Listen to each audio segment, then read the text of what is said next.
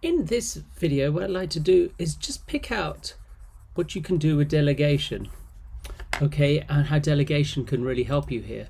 You notice here that I have an integer, that's the only data I'm storing, but what happens if I wanted to store details of a complete student and I wanted a student record system of some kind and I wanted to store that? So imagine I had a student record as a separate class, right? My own custom class.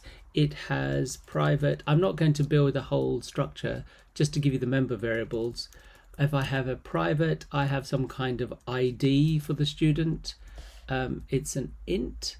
Let's say that the student will also have as a string a first name, right?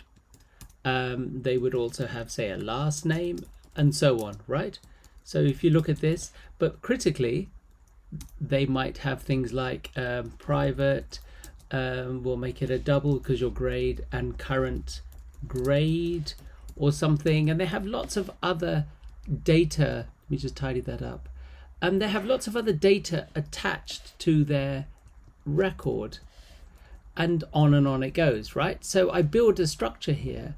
Now, what I really want to do with the student is I want to put it within my list because I want some system that manages students, like a student record system.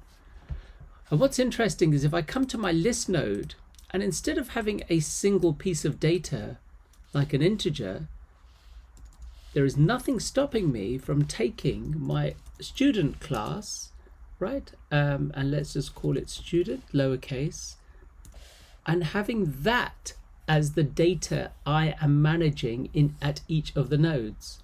So essentially what I'm doing is using delegation inside my list node. Now that gives you scope, an incredible amount of scope and power, and actually lets you see how complex and powerful having a list is, where you would be able to hold a whole structure.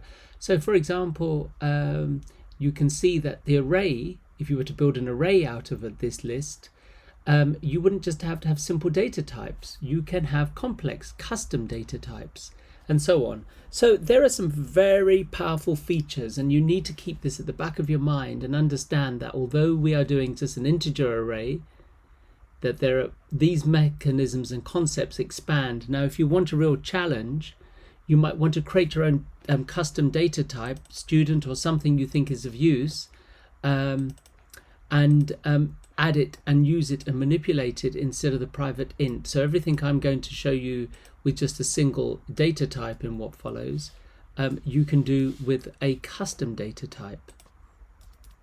Okay, thank you.